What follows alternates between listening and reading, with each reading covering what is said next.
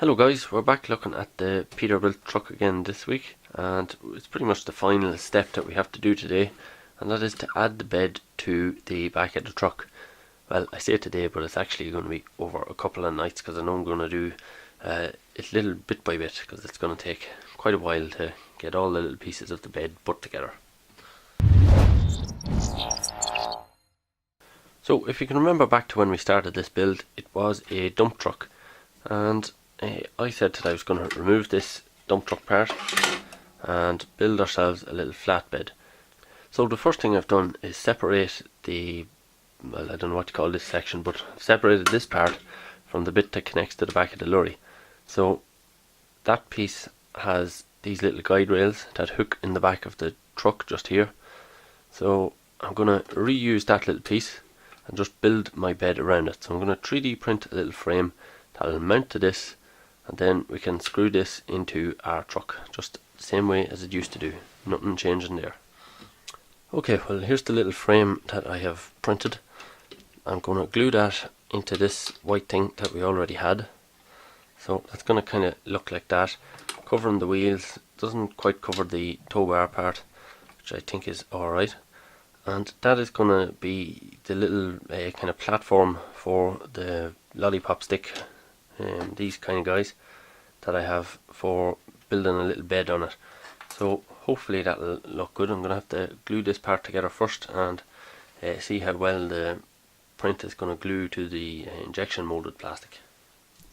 Okay, well, there's our little frame section glued together. I just used hot snot glue, so hopefully it'll hold up, but it's not going to be under any major load, so I say it'll be alright.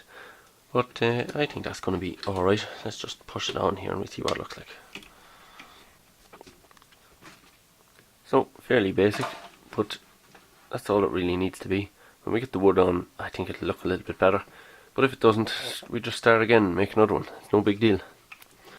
So the next thing to do is put the wood on, and my plan is to have three horizontal pieces, we'll call them, separating the bed here. So 1, 2, 3, and then when they're in place there'll be other little upright ones, little vertical ones going between, and I think that'll leave a reasonably okay pattern on the bed of the truck. I think it'll look alright, but we'll just have to put it together and see how it looks.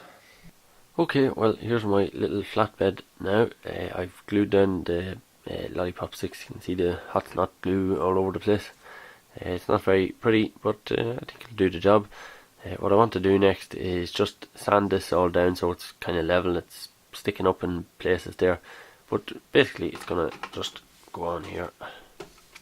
Should just slide on there. The 2 screws in on the top. I don't think that looks too bad, considering you know how basic it was and the amount of time that it's taken to do it. I maybe left too much of a gap here. I kind of just followed the little frame piece that was in there. I didn't really check how far up it went, but still and all, I think it looks pretty good. It's definitely going to do the job. I think when we have the cane low loader behind it, we'll have loads of space for transporting anything we could possibly want to transport, so it's pretty good that way, I think. So there's our Peterbilt truck all finished. I think it's turned out pretty well. The bed of the truck I kind of roughly sanded down and give it a small staining with some tea bags, so that just gives it a little bit of colour. There's the original colour. It's just a little bit browner and looks a little bit used. So that's all I did there, but other than that it's pretty much the same as you've seen it in the last scene. Put it all together, obviously just screwed the original kind of frame piece back onto the model the way it would have been when it was a dump truck, and I think it's turned out quite well. I'm quite happy with the result. The bed doesn't look too bad. It's you know, it's not a high quality model. It wouldn't be to the quality of a Siku model, but considering I don't do this type of modifications, these kind of visual kind of aesthetic modifications to the models usually, I think it's turned out quite well. I'll take these things off just. So it's fairly basic, just a rectangular platform. The 3D printed part turned out quite well. It didn't warp or anything, so that's quite good.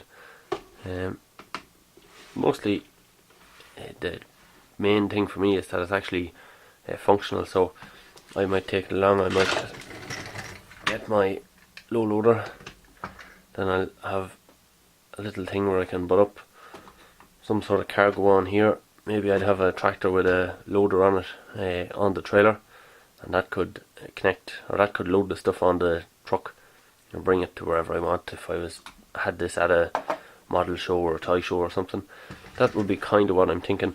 Although it probably won't corner very well with that big trailer. I'll try and get the diorama together and test it out, cornering with a big trailer, cornering with a couple of different types of trailers.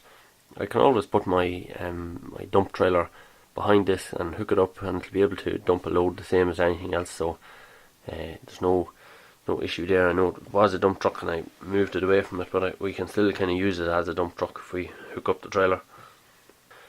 But that's the Peterbilt model finished to the extent that I can't think of anything else I'd want to do with it. I think it looks reasonably well, and I'm quite happy with it. So if you like that build, let me know in the comments below the video, or head on over to the forum and let me know what you think. And if you have any other suggestions on other types of models that we could modify, maybe there's more of these, was this a New Ray model? I think it was. Maybe there's more of these New Ray models that we can modify. Let me know if you know of any, or if you know of any other brands of models like this, any other RC trucks or excavators or loading shovels, anything in 1/32 scale that's already radio controlled. I can convert it quite easily on the channel here, and I find it quite enjoyable. It's much easier to do than the CQ conversions, and it's not that I don't enjoy the CQ conversions, it's just it takes a huge amount of time to convert the static die-cast models, whereas these plastic already kind of built RC models are much easier to upgrade to a more usable model than the static models are. So it's a bit more achievable for me at the minute. So I hope you liked that build. That's all I have for this video, and thanks very much for watching.